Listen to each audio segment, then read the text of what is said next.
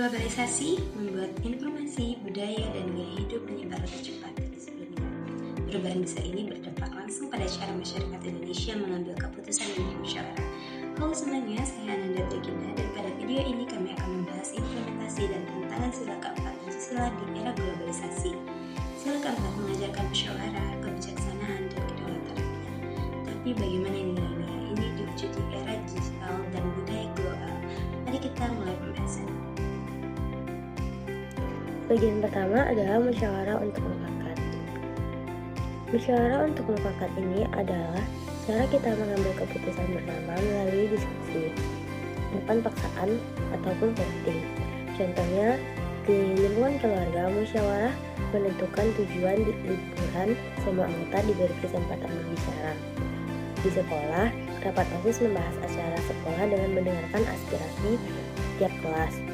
Di pemerintahan, DPR membahas RUU dengan hearing publik sebelum memutuskannya. Yang kedua yaitu kedaulatan rakyat, artinya kekuasaan tertinggi ada di tangan rakyat. Pemerintah adalah wakil yang dipilih dan harus bertanggung jawab kepada rakyat. Contoh implementasinya adalah yang pertama yaitu pemilu dan pilkada. Rakyat memilih pemimpin secara langsung, satu orang satu suara. Lalu selanjutnya yaitu aspirasi rakyat, didengar melalui reses DPR, public hearing, dan forum warga. Pengawasan, rakyat berhak mengawasi dan meminta pertanggungjawaban pemerintah.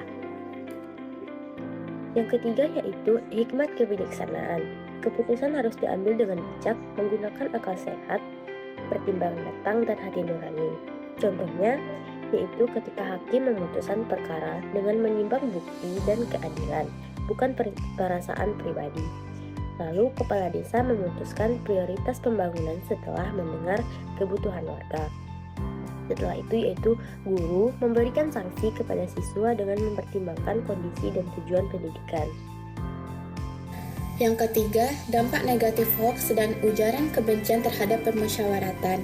Penyebaran informasi palsu atau hoax dan ujaran kebencian atau hate speech secara masif dan cepat di era digital merupakan ancaman serius yang secara fundamental merusak landasan permusyawaratan Pancasila.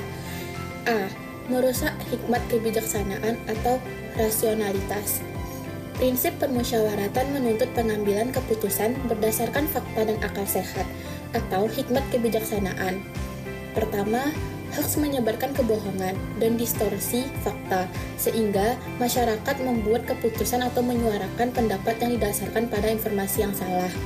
Yang kedua, ketika basis informasi sudah keliru, proses musyawarah akan menghasilkan keputusan tidak bijaksana, tidak tepat sasaran, atau bahkan kontraproduktif terhadap kepentingan umum. B. Mengikis semangat persatuan dan mufakat. Musyawarah bertujuan mencapai mufakat atau kesepakatan demi kepentingan bersama yang mustahil terwujud jika masyarakat terpecah belah. Pertama, ujaran kebencian secara langsung, memprovokasi permusuhan, kebencian, dan prasangka antar kelompok, seringkali berdasarkan sara atau suku, agama, ras, dan antar golongan.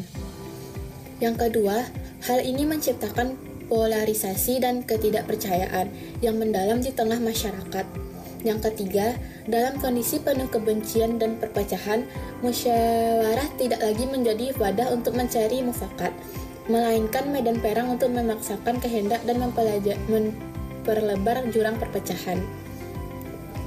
Yang C, menghilangkan penghormatan terhadap proses dan pendapat. Musyawarah memerlukan toleransi, keterbukaan, dan penghormatan terhadap pendapat yang berbeda. Pertama, hoax dan ujaran kebencian mendorong masyarakat untuk bersikap fanatik terhadap pandangan tertentu, yang seringkali disertai permusuhan terhadap kelompok yang memiliki pandangan berbeda.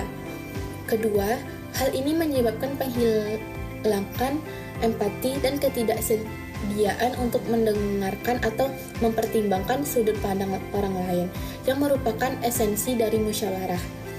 Ketiga, kredibilitas lembaga-lembaga perwakilan, pemerintah, bahkan tokoh masyarakat juga sering menjadi sasaran hoax yang pada akhirnya menurunkan kepercayaan masyarakat terhadap seluruh sistem permusyawaratan dan demokrasi. Di era globalisasi sekarang, kita semakin mudah terhubung dengan dunia. Namun pertanyaannya, apakah kita masih terhubung dengan sesama? Apakah kepentingan umum masih kita utamakan? Individualisme mendorong kita menempatkan diri di atas komunitas. Konsumerisme membuat kita sibuk semakin mengejar barang dan status. Keduanya lahir dari gaya hidup global, media sosial, tren internasional, dan budaya yang populer. Akibatnya, nilai kekeluargaan mulai mengurang. Dapat kita lihat contohnya dari berikut. Gotong royong yang dulunya menjadi ciri khas bangsa perlahan mulai melemah. Kita semakin sibuk dengan kepentingan pribadi daripada kepedulian sosial. Hal ini dapat kita lihat dari mal kultur, belanja online, hingga personal branding di media sosial yang memperkuat hidup pola konsumtif dan individualistis. Padahal, sila keempat menekankan kepentingan umum melalui musyawarah dan kebijaksanaan. Jika kepedulian sosial mulai terkikis, maka sila keempat hanyalah tinggal teks, bukan praktik hidup. Globalisasi tidak harus ditolak, tapi kita perlu menyeimbangkannya pengaruh dengan nilai bangsa kita, kekeluargaan, gotong royong, dan kepedulian sosial. Tanpa itu, kita kehilangan jati diri sebagai bangsa yang berlandaskan Pancasila. Selanjutnya, langkah konkret untuk mengamalkan hikmah kebijaksanaan. Sila keempat sebagai respon terhadap tantangan global. Mengamalkan hikmah kebijaksanaan berarti menandakan berpikir kritis, cek fakta, dan berkomentar santun dalam menghadapi isu global, sejalan dengan semangat sila keempat Pancasila. 1. Berpikir kritis, akal sehat. Saat menerima informasi global, krisis atau konflik, tanya mengapa dan bagaimana, jangan langsung percaya, gali akar masalah dan efektivitas solusi yang ditawarkan. Lihat banyak sisi, pikirkan semua faktor global dan lokal, bukan hanya menyalahkan satu pihak, waspadai jebakan logika, hindari argumen emosional atau serangan pribadi. 2. Cek fakta, dasarkan kebenaran. Sebelum mengambil sikap atau menyebarkan informasi, jangan tergiur judul. Selalu baca isi berita secara lengkap. Bandingkan sumber, cari dari dan bandingkan informasi dari minimal 2 hingga 3 sumber kredibel. Gunakan verifikator resmi. Manfaatkan situs cek fakta independen untuk memverifikasi klaim viral, foto atau video. Yang ketiga, berkomentar santun, dialog bermartabat. Saat berinteraksi atau berdiskusi, fokus pada solusi, tawarkan kritik yang membangun dan alternatif yang konstruktif, bukan sekadar mencela. Gunakan bahasa yang menghargai, hindari ujaran kebencian, kata-kata kasar atau serangan pribadi. Dengarkan aktif, beri ruang bagi pendapat orang lain sebagai wujud menghargai proses musyawarah. Kesimpulan, dengan berpikir kritis, kita dapat mencari kebenaran dengan cek fakta, kita memvalidasi kebenaran dengan berkomentar santun, kita mencapai mufakat, bukan perpecahan. Nah, dari pemaparan teman-teman saya, kita melihat bahwa sila keempat menghadapi banyak tantangan di era globalisasi.